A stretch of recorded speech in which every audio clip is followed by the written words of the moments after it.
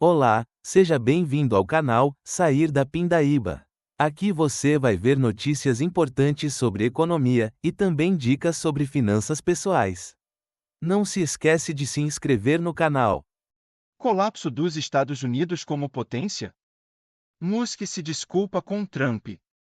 Crise da dívida, gastos altos e risco de nova recessão abalam a economia. Estados Unidos alertam sobre guerra nuclear. Protestos crescem, inclusive em Nova York. No sábado, 250 anos do Exército e aniversário de Trump, atos no King ocorrem. Toque de recolher em Los Angeles. Então, bora pra notícia. Mídias ocidentais já estão declarando o colapso da economia e da sociedade americana e da consolidação dos Estados Unidos como a principal potência geopolítica contemporânea. Será? Algumas notícias apontam, por exemplo, uma reaproximação entre Trump e Elon Musk, o que de fato é importante, mas sem exatamente resolver os principais problemas entre essas duas figuras, enquanto Scott Bessent, que é o secretário do Tesouro dos Estados Unidos, garante que sem um aumento do teto da dívida pública, os Estados Unidos podem passar pela pior crise econômica desde 2008. Enquanto isso, nós temos o dólar caindo como reserva internacional nos bancos centrais espalhados pelo mundo, chegando a menos de 50% das reservas. A própria Tulsi Gabbard, que é a chefe da inteligência dos Estados Unidos, fala que mais do que nunca os Estados Unidos e o mundo estão em meio a uma guerra nuclear, uma possível guerra nuclear, enquanto os protestos, que começaram em Los Angeles de maneira mais efetiva, se espalham por uma série de localidades nos Estados Unidos, até mesmo com estado, toque de recolher, sendo decretado pela prefeita de Los Angeles. Vai lembrar que sábado pode ser um dia decisivo, porque há grandes manifestações marcadas contra o governo Trump, enquanto há comemorações de 250 anos do exército americano e do aniversário de 79 anos do Trump. Trump já colocou que se alguma manifestação acontecer, ele vai reprimir de maneira violenta. Inclusive hoje, em declaração, deixou claro que há uma geração de heróis militares que derramaram sangue em terras distantes que não vão assistir que o país, os Estados Unidos, seja derrotado por uma invasão de hispânicos do terceiro mundo. Vamos libertar os Estados Unidos. Será que há o risco, de fato, de uma guerra civil e um colapso da sociedade americana?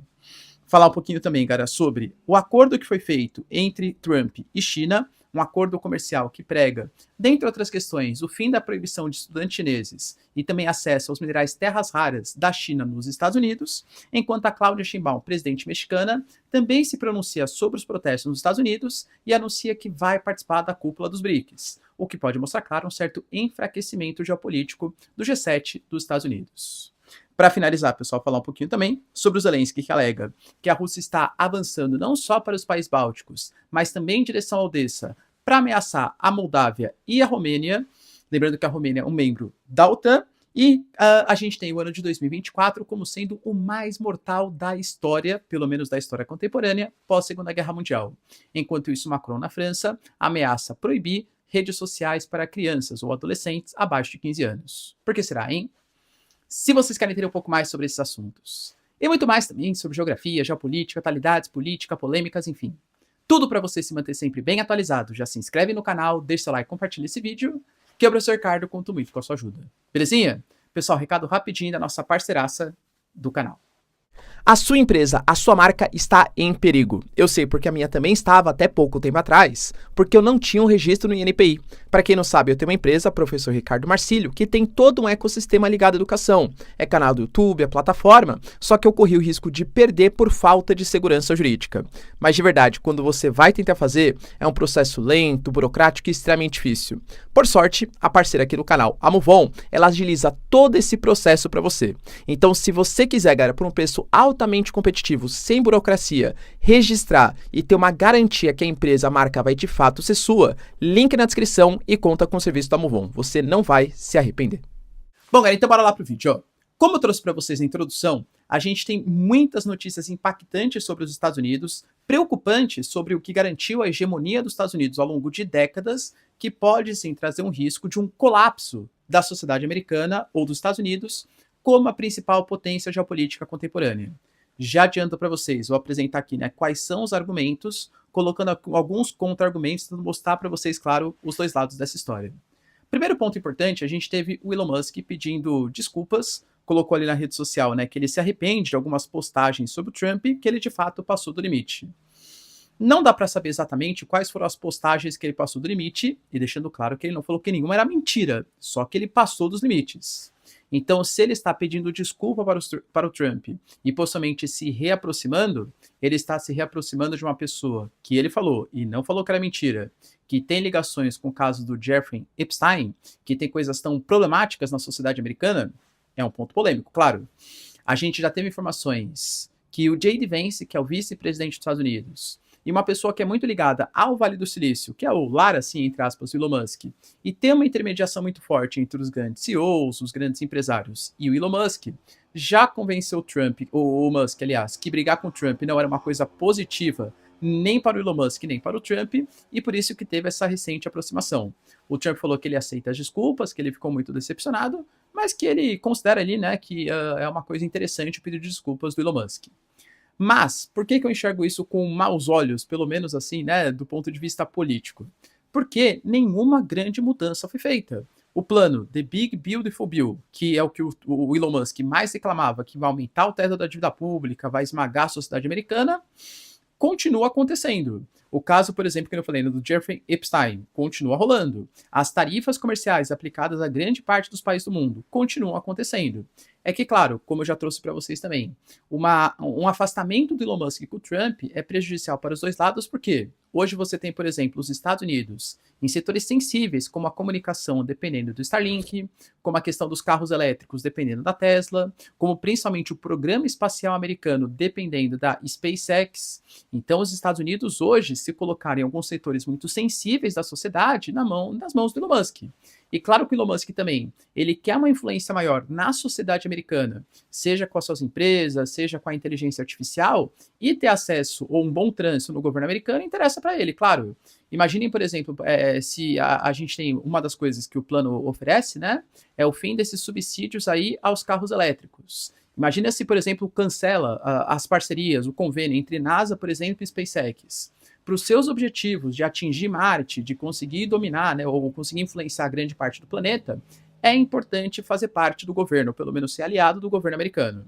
Então eu vejo isso muito mais como manobra política do que de fato um pedido de desculpas. Até porque, por enquanto, ele não falou que nada que ele tinha falado foi mentira.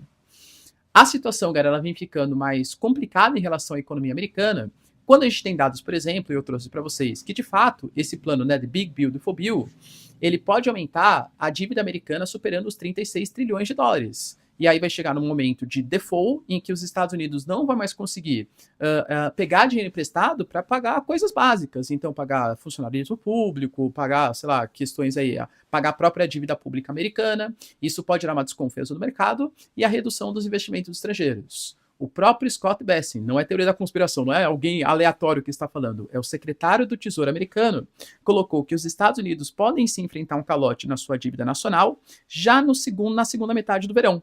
Se a questão do teto da dívida não for resolvida, essa poderá ser a maior crise que os Estados Unidos atravessa desde 2008 e 2009, que foi a crise, claro, dos subprimes ali, né, do estouro da bolha imobiliária.